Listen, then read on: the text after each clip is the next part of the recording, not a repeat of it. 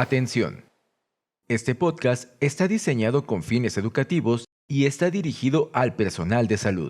No debe de ser tomado como una opinión médica. La Asociación Mexicana de Gastroenterología presenta Educación Médica Continua.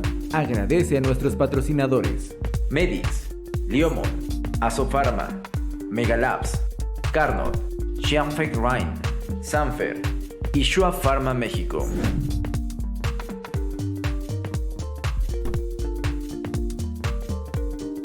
Gastroperlas AMG, conducido por el doctor Luis Valdovinos.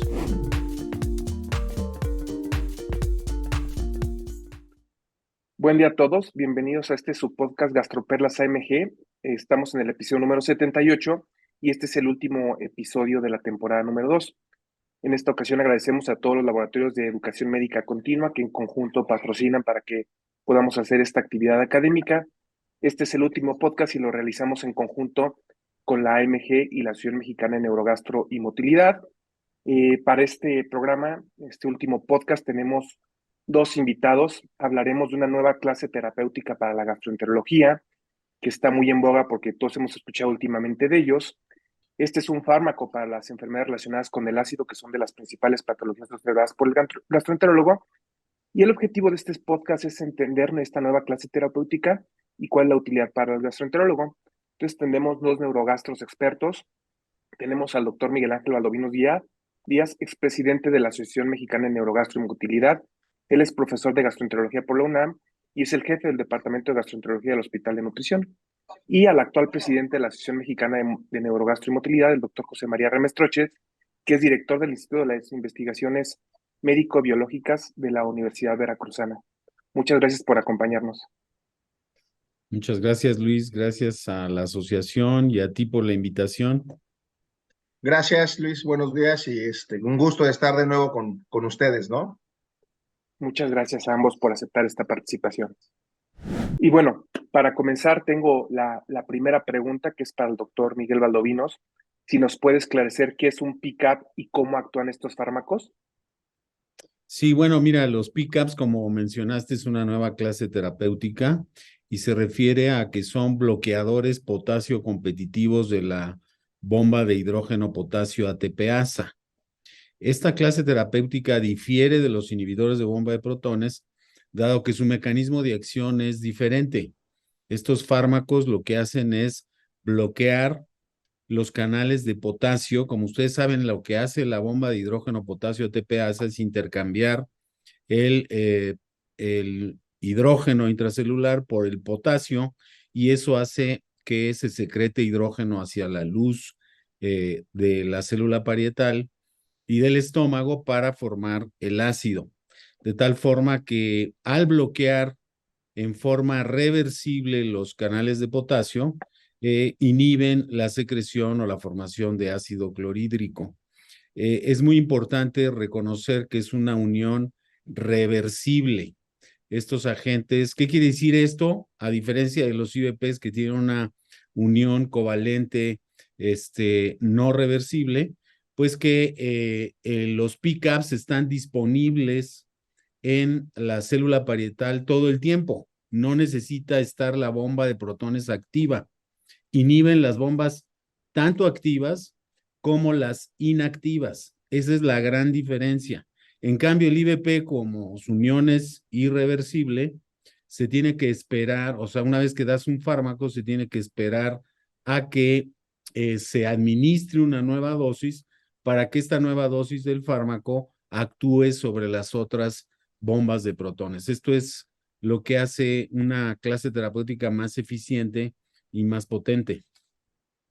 Perfecto, muchas gracias, doctor Valdovinos. Y bueno, él nos acaba de resumir en pocas palabras cómo funcionan estos nuevos fármacos. Pero una pregunta muy frecuente cuando los médicos escuchan de estos nuevos fármacos es, entonces, si actúa como similar a los inhibidores de bomba, ¿es un inhibidor de bomba más? Esta pregunta se la hacemos a José María.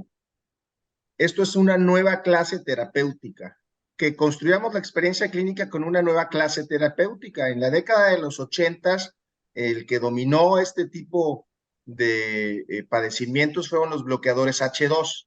En la década de los 90 fueron los IVPs, omeprazol y todas sus moléculas derivadas, y pasan casi 30 años para que finalmente llegue a nuestra disposición una nueva clase terapéutica que son los inhibidores competitivos del potasio. Entonces, no son IVPs, creo que tenemos que construir nuestra evidencia, la experiencia clínica con base en una nueva clase terapéutica, y creo que esto debe ser también muy estimulante, emocionante, que 30 años después sigamos teniendo oportunidades, nuevos fármacos, porque tenemos que recordar que a pesar de todo tenemos necesidades no satisfechas en reflujo, en helicobacter, en enfermedad ácido péptica. Entonces, esto es el inicio de una nueva era, vamos a ponerlo así, ¿no? Que se oye muy emocionante la palabra, ¿no?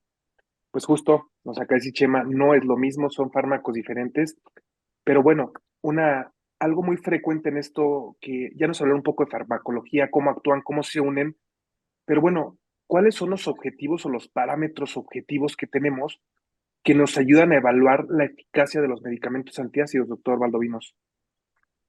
Sí, bueno, básicamente su eficacia se mide en el tiempo en el cual una dosis de estos antisecretores elevan el pH intragástrico por arriba de 4. Este es uno de los parámetros más efectivos. Entonces, entre más tiempo tengamos el pH intragástrico por arriba de 4, los antisecretores serán más efectivos. Entonces, pues sabemos que para curar o cicatrizar una úlcera péptica se necesita un pH intragástrico arriba de 4 al igual que para curar una esofagitis por reflujo. Sin embargo, para erradicar el Helicobacter pylori se requiere de un pH por arriba de 6. Entonces, entre más tiempo después de una dosis de estos agentes se mantenga el pH intragástrico por arriba de 4, su efectividad será mayor. Esto es desde el punto de vista farmacocinético o farmacodinámico, mientras que desde el punto de vista clínico la efectividad se mide en resolución de los síntomas, pirosis, regurgitaciones o síntomas extraesofágicos, o bien la cicatrización de la esofagitis. Entonces, en forma concreta, el mantener el pH intragástrico por arriba de 4 y cicatrizar las lesiones, ya sea de esofagitis, de úlcera péptica, etcétera, o la resolución de los síntomas son los parámetros que debemos de considerar para medir la eficacia de estos fármacos. Perfecto, pues bueno, ya nos habló el doctor Valdovinos de que esto, cómo se mide la eficacia de estos fármacos, y nos dijo que tienen una unión reversible, o sea, no como los medicamentos, los IVPs, que era irreversible. Y una duda muy frecuente en los clínicos es, bueno, si estos medicamentos son reversibles con el canal de potasio, ¿su eficacia es menor, José María? No, yo creo que tenemos mucho ese concepto de que, entonces, si es irreversible es más potente y si es reversible pierde eficacia. Esos son conceptos farmacológicos que a veces como clínicos creemos entender y la verdad es que no lo entendemos como es. Propiedades importantes de esta capacidad del PCAP de unirse de forma reversible, lo decía Miguel Ángel, es que primero se diferencia de los IVPs porque no son prodrogas. El IVP es una prodroga. Este fármaco, en el momento en que lo ingieres, rápidamente se superconcentra en la célula parietal y se va a unir de forma reversible a estos canales de potasio en bombas activas o inactivas. Esa capacidad de que sea tan rápido hace que la inhibición sea mucho más eficaz, más pronto, permanezca más tiempo, y la reversibilidad del fármaco en algún momento sí nos va a llevar a que necesitemos una siguiente dosis 24 horas después, ¿no? También recordar que estas nuevas moléculas están a merced de la fisiología digestiva, o sea, yo bloqueo una nueva bomba de protones hoy y al rato o mañana se crean nuevas bombas de protones. Entonces, la reversibilidad no tiene mucho que ver con la cuestión de la eficacia clínica, ¿no? Muchas gracias, José María. Bueno, creo que acabas de tocar un tema medular de estos fármacos. Estos no son prodrogas, ya vienen activos. Entonces, típicamente los IVP los teníamos que dar en ayuno para que funcionaran de manera adecuada, para que se absorbieran, se activaran y después se pegaran o se unieran a las bombas activas. Estos nuevos fármacos, al no ser prodrogas, ¿cómo se deben tomar? ¿Se deben tomar en ayuno? ¿O cuál es la mejora para su prescripción, doctor Valdovinos? Bueno, a diferencia de los IVPs, que recordar que todos los IVPs de liberación retardada tienen una capa entérica. Esa capa entérica, pues obviamente tiene que llegar hasta el duodeno. Una vez ingerida una dosis de estos fármacos, se tiene que disolver la capa entérica, luego pasar a la circulación sanguínea y finalmente llegar a las bombas de protones. En el caso de los PCABs no tienen capa entérica. Son bastante estables en el medio ácido y por lo tanto no se requiere este tiempo que requiere el IVP para disolver la capa entérica, el tiempo que tarda en llegar al duodeno. De tal forma que se pueden tomar estos fármacos sin necesidad de la ingesta de alimentos o que tener una relación con la ingesta de alimentos. Los IVPs tradicionalmente deben de ingerirse de 60 a 30 minutos antes del desayuno o la cena.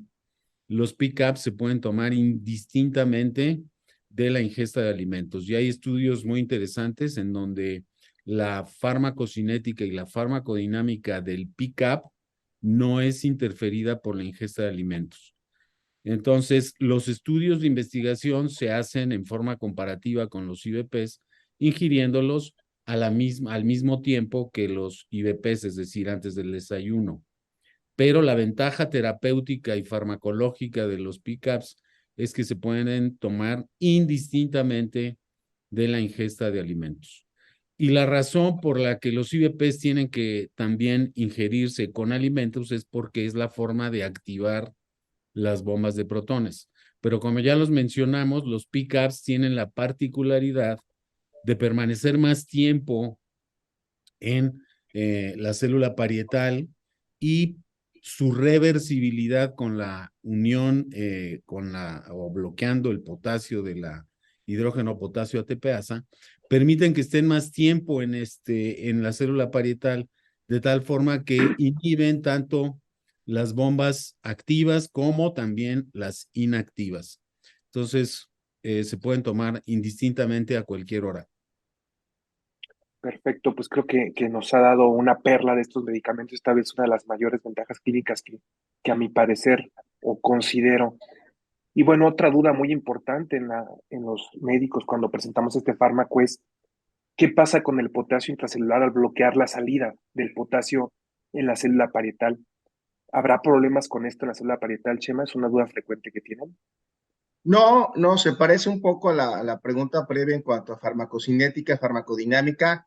Lo queremos llevar rápido a nuestra práctica clínica. Recordar que el potasio es un ion intracelular Ujú. que es importante para muchos procesos metabólicos. En este caso, el potasio está dentro de la célula. Sabemos que esas concentraciones altas de potasio son fundamentales para el ciclo celular y es como una llave que activa a la bomba de protones. Si yo la bloqueo, el potasio dentro de la célula va a permanecer igual, o sea, no se va ni a aumentar ni disminuir, no va a haber unas mayores concentraciones de potasio, no va a pasar a la circulación sanguínea, de tal manera que no debe haber ningún temor, ningún problema, no es un efecto secundario la hipercalemia por estos fármacos, es nada más un poco el mecanismo de acción. Potasio dentro de las células siempre va a existir y tiene que estar en concentraciones altas siempre. Sí, digo, aquí nada más recordando que el potasio intracelular es más o menos 150 miliequivalentes y el potasio extracelular es 3.4 miliequivalentes. Entonces, realmente no se modifica mucho estas concentraciones. Muchas gracias, José María. Y bueno, ya hemos hablado mucho de los pickups, pero ¿nos puede decir, doctor Valdovinos, qué moléculas están completamente aprobadas actualmente para el uso en humanos? Sí, bueno, la historia de los pickups data desde los 80 con prototipos de estos fármacos. Posteriormente apareció el linaprazam, que desafortunadamente por efectos tóxicos no se comercializó.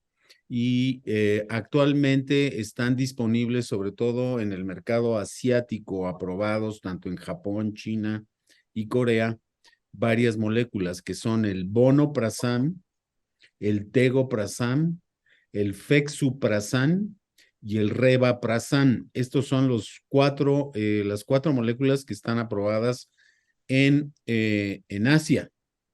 En México, la COFEPRIS ya ha aprobado el tegoprazan, el vonoprazan y el fexuprazan.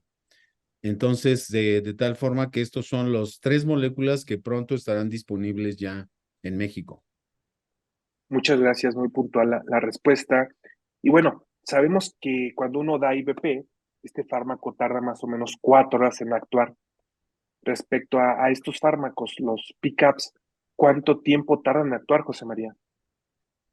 Esta es una de las ventajas farmacológicas más importantes. Es prácticamente inmediata. O sea, tú desde la primera dosis, en el momento en que llega el fármaco a la célula parietal, estamos hablando de que en los primeros 30 minutos ya hay evidencia, por lo menos fisiológica, a través de la supresión ácida y el incremento del pH intragástrico, que el fármaco actúa. O sea, es desde la primera dosis. Estas propiedades de que no son prodrogas, son altamente selectivas, son reversibles, hacen que el fármaco actúe desde la primera toma. Y ahí la no dependencia también de la cuestión del alimento que comentaba Miguel Ángel, ¿no? Perfecto. Pues muchas gracias, José María. Pues ya nos comentó José María que estos fármacos son extremadamente rápidos, o sea, funcionan muy rápido comparando con la clase terapéutica que actualmente tenemos. Pero bueno, esto significa, doctor Valdovinos, que estos fármacos cicatrizan más rápido las lesiones. Bueno, esta pregunta se contestan con los ensayos clínicos que se han realizado en forma comparativa con los IVPs. Y la respuesta es sí, efectivamente hay evidencia que en esofagitis por reflujo, por ejemplo, esofagitis leves y esofagitis graves, la cicatrización de las lesiones es mucho más rápida que con los IVPs. A 2 semanas de tratamiento se observa una diferencia ya significativa cuando se comparan los PCABs versus los IVPs. Entonces, en cicatrización de lesiones son más rápidos en actuar, cicatrizan más rápido y más potentes, porque se ha visto, por ejemplo, en las esofagitis graves, C o D de Los Ángeles, que una dosis de PCABs es superior significativamente a una dosis de inhibidor de bomba de protones. Y por otro lado, en la resolución de los síntomas, por ejemplo, en la enfermedad no erosiva, en donde la resolución de los síntomas es el parámetro importante, también se ha observado que los pacientes que toman PCABs tienen una resolución de los síntomas mucho más rápida que los IVPs. Mencionando que los PCABs desde a la media hora, por ejemplo, tegoprazan, se ha mostrado que a los 30 minutos ya lleva el pH intragástrico por arriba de 4 y eso correlaciona con el alivio sintomático y por supuesto una mejor cicatrización y más rápida de las lesiones pépticas. Muchas gracias, doctor. Bueno, ya nos dejaron claro que sí son más rápidos para cicatrizar. Y bueno, uno de los grandes problemas no solo, bueno, los IVPs nos ayudaban a cicatrizar, solo necesitamos más tiempo. Pero uno de los grandes problemas de los IVPs es la famosa fuga ácida nocturna. ¿Nos podrías decir, José María, si estos medicamentos son igual que los IVPs, se comportan igual con la fuga ácida nocturna, lo hacen diferente?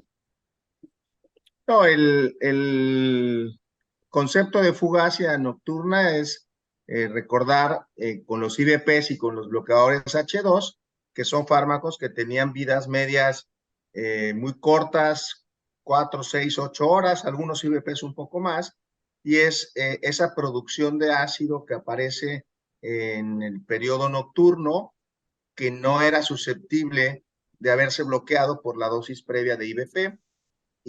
Y lo que esperamos y lo que se empieza a demostrar ya con los PCABs es que ese tiempo en el que el pH del estómago está por arriba de 4, que ese es el parámetro farmacológico de potencia, sí se demuestra que la dosis que se administra en la mañana pueda ser suficiente para evitar esto. Sin embargo, hay que mencionar que no hay mucha evidencia clínica todavía al respecto y habrá que esperar específicamente cómo se comporta en síntomas nocturnos, que ese sería la manifestación clínica de la fuga ácida nocturna. Lo mencionó Miguel Ángel, sí ya hay alguna evidencia clínica, pero creo que tenemos que esperar más, tanto en reflujo nocturno con manifestaciones extraesofágicas y no en todos los PCAPs. Menciona ya Miguel Ángel por ahí un par de moléculas más, Fluexuprazán, Rabaprazán. Hay que también tener nosotros, desde el punto de vista clínico, la capacidad de analizar cada uno de estos PCAPs, cuál es su indicación y qué hay de evidencia disponible, porque eso es lo que va a hacer la diferencia para que empecemos a utilizar uno ponderando a otro, ¿no? Perfecto, muchas gracias, José María. Y bueno, ya hablamos un poquito del reflujo y tal vez las ventajas que tiene con el reflujo. Pero bueno, hablando un poco de H. pylori, que sabemos que es un problema frecuente en el país, hablando otra vez en términos un poco fisiológicos, doctor Miguel, ¿nos puede decir qué pH se necesita alcanzar para erradicar H. pylori? Y creo que ya lo había mencionado, se requiere un pH intragástrico por arriba de 6. Es por eso que cuando utilizamos IVP para erradicar el Helicobacter pylori, tenemos que dar doble dosis. Y bueno, esto también se ha ensayado con los PCAPs, utilizando doble dosis.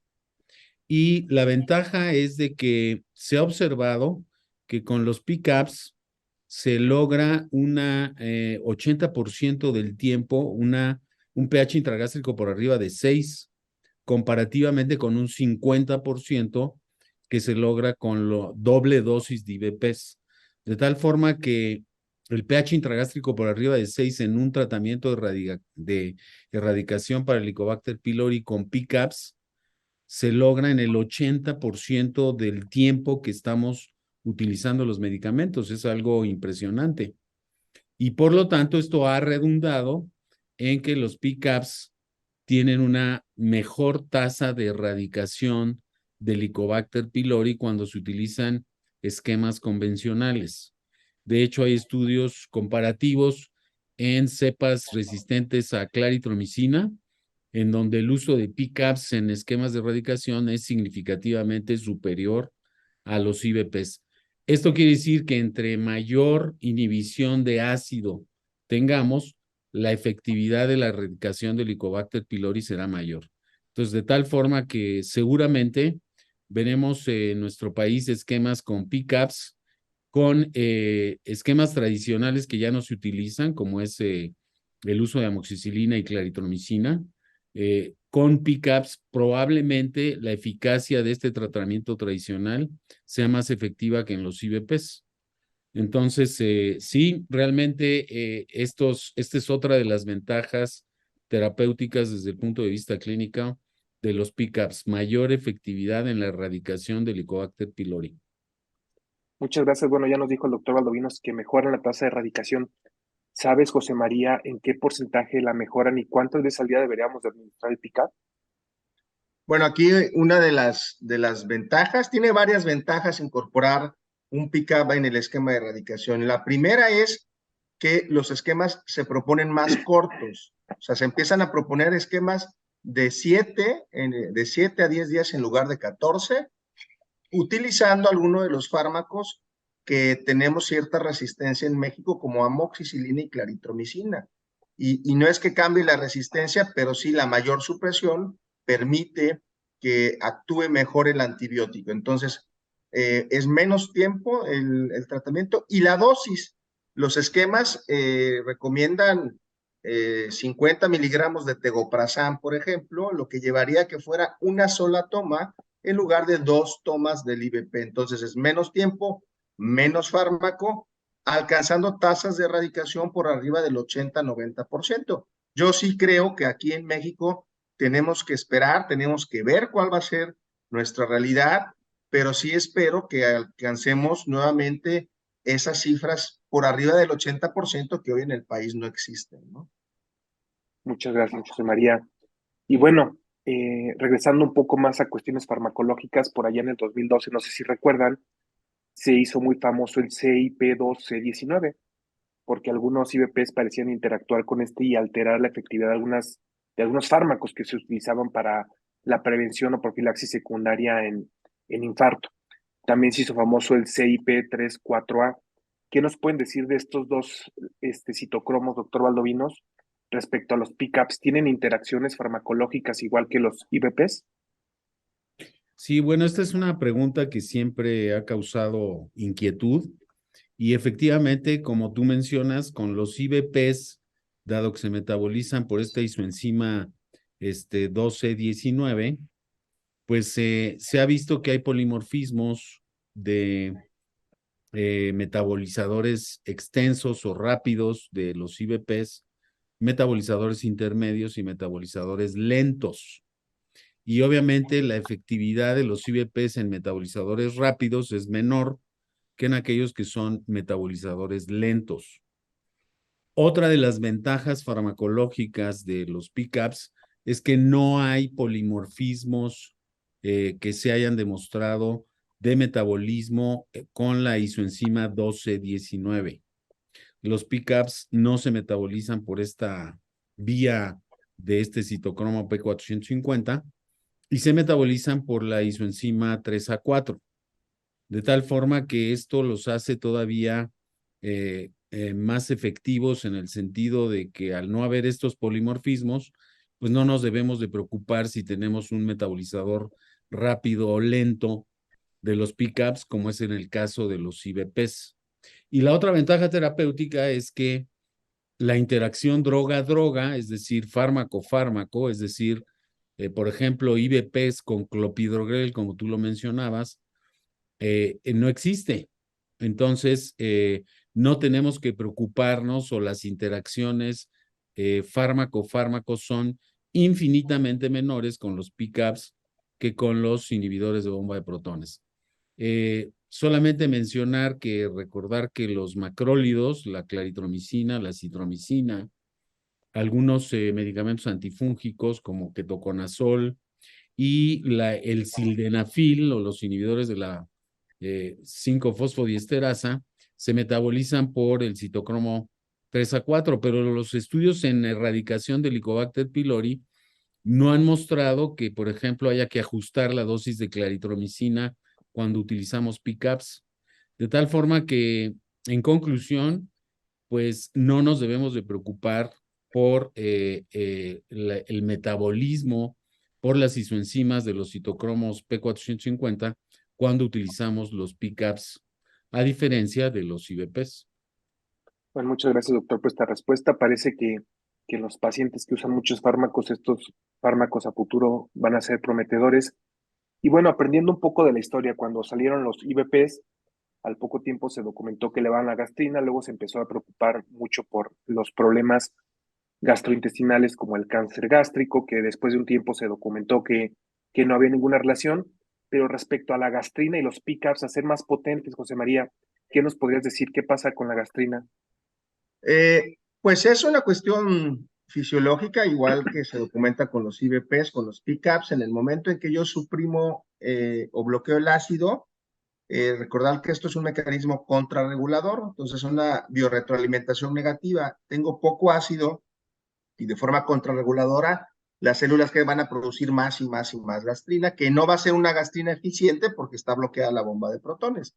Entonces, tener estos niveles altos de gastrina, como lo mencionaba Miguel Ángel, se ha documentado, pero al día de hoy, y lo que se está tratando de vigilar, cosa o lección aprendida con los IBPs, es la posibilidad o el riesgo de tumores neuroendocrinos o adenocarcinoma, y no está documentado ningún efecto relacionado con este. Quizás va a ser muy similar a los IBPs, donde veamos dilataciones quísticas glandulares, estas especies como de pseudopólipos, que son un marcador de su presión ácida, pero tener estos niveles altos de gastrina el día de hoy no parece conferir un riesgo, igual que lo que se documentó con los IBPs. Muchas gracias, José María. Y bueno, otra pregunta frecuente que nos hacemos es, sabemos que los IBPs al inhibir el ácido alteran la microbiota. ¿Hay estudios en estos fármacos, doctor Miguel Valdovinos? Sí, claro, o sea, recordar que el ácido es una barrera fisiológica del estómago contra la invasión de gérmenes patógenos. Y bueno, lo que se ha observado con los IBPs es que hay un síndrome de sobrecrecimiento bacteriano y se ha observado la única, vamos a decir, relación causa-efecto que se ha demostrado es que cuando utilizamos un IBP, los pacientes pueden tener un mayor riesgo de infecciones entéricas. Con los PCAPs hay estudios de microbiota intestinal y efectivamente se puede observar el mismo fenómeno que con los IBPs. Se altera la composición de la microbiota y hay un sobrecrecimiento bacteriano en el intestino delgado. Lo interesante es que ni con los IBPs ni con los PCAPs se ha demostrado que esta sobrepoblación de bacterias o esta alteración de la microbiota tenga alguna consecuencia clínica. No se ha demostrado que esto se asocie con algún problema. En Japón, en Corea, con estos fármacos, no se ha demostrado que haya un mayor riesgo de infecciones entéricas hasta el momento, ni de infecciones por Clostridioides difficile. Entonces, el mensaje aquí es, sí impactan en la microbiota intestinal. No sabemos en este momento cuál sea el impacto clínico que tenga esta alteración de la microbiota. Lo que sí sabemos es que pues no hay de qué preocuparnos en forma importante. Hay algunas gentes que se han preocupado por esto y han hecho estudios o ensayos terapéuticos combinando inhibidores de bomba de protones con probióticos, tratando de disminuir el impacto sobre la microbiota, y la realidad es que no se ha demostrado ningún beneficio y por lo tanto no se recomienda utilizar probióticos de ninguna manera ni ninguna otra herramienta para modificar la microbiota que se altera con el uso de antisecretores. Entonces, en realidad, pues hay que preocuparnos por las infecciones entéricas, pero no hay ninguna otra preocupación hasta el momento. Muchas gracias, doctor. Y bueno, la siguiente pregunta es para José María. ¿Estos fármacos los podemos usar a largo plazo? ¿Cuánto tiempo los podemos o los deberíamos de utilizar, José María? Pues mira, otra vez la respuesta va en función no del fármaco, sino de la enfermedad. Entonces, pues en esquemas de erradicación son de 7 a 14 días. En esofagitis grado C o D, 8 o 12 semanas. Esofagitis A y B, 4 a 6 semanas. Y después ver qué vamos a hacer con esos pacientes. Igual que en enfermedad acidopéptica. Entonces, va a depender mucho de la indicación y del esquema que propongamos. Ahora, la evidencia demuestra, por ejemplo, en la población con enfermedad por reflujo no erosivo, que es la más sintomática y la que permanece más tiempo, estos esquemas a 2 años de estar en tratamientos incluso a demanda, pues uno, demuestran que siguen siendo eficaces y dos, los efectos adversos son exactamente los mismos que se han platicado, ¿no? Y por ejemplo, José María, en las esofagitis erosivas, que sabemos que un paciente con esofagitis erosiva grave, COD, tiene que quedarse en mantenimiento con IBP perenne. ¿En este grupo de pacientes lo podríamos utilizar? Lo podríamos utilizar, claro. Ok, muchas gracias, José María. Y la siguiente pregunta, tal vez las siguientes preguntas son un poco más complejas de contestar, es para el doctor Valdovinos. ¿Lo podemos utilizar en esofagitis eosinofílica? La respuesta es no. No hay ningún ensayo clínico en esofagitis eosinofílica con PCAPs. Recordar que los IBP se utilizan en esofagitis eosinofílica porque se ha demostrado que tienen un efecto antiinflamatorio y antieosinófilo. O sea, se ha demostrado tanto en dispepsia como en esofagitis eosinofílica que el tratamiento con IBPs disminuye el infiltrado por eosinófilos en estas dos condiciones. Pero esta condición no se ha observado con los PCAPs, de tal manera de que no es una indicación aprobada para este tipo de fármacos. Muchas gracias. La siguiente pregunta es para José María. ¿En hemorragia aguda de tubo digestivo alto, José María, los podemos usar? Pues en hemorragia aguda, que yo recuerde, no hay ninguna evidencia. O sea, recordar que en hemorragia aguda, la administración intravenosa del IBP en una dosis de carga y luego una infusión ha demostrado que es una medida terapéutica que salva vidas, incluso antes de de un estudio endoscópico. Con estas moléculas se antoja muchísimo poderlos utilizar, pero no hay evidencia. Seguramente, si más adelante hay un pick-up intravenoso que pueda tener esta ventaja, habrá que explorarlo, ¿no? Muchas gracias, José María. Y la siguiente pregunta, ¿qué pasa con pacientes pediátricos y embarazadas, doctor Valdovinos? No hay ninguna evidencia, no se ha ensayado en población pediátrica, por lo tanto, no se debe usar ni en niños ni en mujeres embarazadas. Y en pacientes cirróticos, José María. Pues igual, igual que los IVPs, o sea, no hay una restricción que yo conozca. Esta cuestión incluso de que sea una droga que actúa rápidamente, que no necesita ser metabolizada, tiene esa ventaja y esa seguridad. Entonces, en el paciente cirrótico no hay una contraindicación, se pueden usar. Perfecto. Doctor Miguel, en el paciente con falla renal. Bueno, todos los fármacos, realmente la gran mayoría de los fármacos tienen cierto grado de eliminación renal y lo que se recomienda es que en insuficiencia renal moderada o grave, cuando haya tasas de filtración glomerular por debajo de 25 mililitros por minuto, entonces sí conviene ajustar dosis. En falla renal no leve, no se pueden utilizar sin ningún problema. Perfecto. Y bueno, ya nos dijeron que son prodrogas, que no necesitan metabolismo. Típicamente el paciente con diabetes está con polifarmacia. ¿Qué nos puede decir de los pacientes con diabetes? ¿Se pueden usar estos fármacos, José María? Sí, igual que con el paciente cirrótico, el paciente crónicamente enfermo, habrá que cuidarlo, lo que menciona Miguel de la cuestión renal, pero no hay tampoco ninguna contraindicación. A ver, nuevamente lo que hay que pensar es cuál es el contexto de ese paciente diabético. ¿Es enfermedad por reflujo? ¿Es úlcera? ¿Es infección por helicobacter? Creo que quizás también la pregunta venga un poquito en el sentido de que estamos acostumbrados a gastroproteger a muchos pacientes con medicamentos o con polifarmacia de forma muy inapropiada. Entonces, sí vale la pena invitarlos a revisar ese concepto de la gastroprofilaxis o la prevención. Es muy limitada, o sea, lo hemos comentado contigo muchas veces, se sobreutilizan los IVPs. Y un poco el mensaje es, tenemos que ser cautelosos y no iniciar esta nueva clase terapéutica con un exceso en su prescripción. Sí, justo hay que dárselo al paciente cuando lo necesite. Y bueno, creo que nos han dejado muy claras estas nuevas drogas con estas preguntas claves que tal vez todos nos hacemos cuando identificamos un nuevo fármaco. Me gustaría para finalizar este podcast que cada uno de ustedes nos diera sus dos mensajes principales sobre estos fármacos. Bueno, rápidamente, pues es muy excitante cuando viene una nueva clase terapéutica y en donde la evidencia científica muestra que parece ser que tenemos un avance en el manejo de nuestros pacientes con enfermedades relacionadas con el ácido.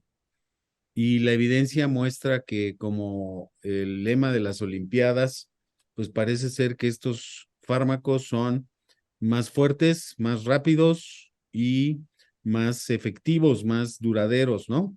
Entonces, seguramente tendrán un nicho terapéutico importante en las enfermedades relacionadas con el ácido y, bueno, dependerá mucho también de su costo y dependerá mucho también de que tengamos consensos internacionales que podamos discutir ampliamente cuáles son las verdaderas ventajas y las indicaciones precisas de estos fármacos.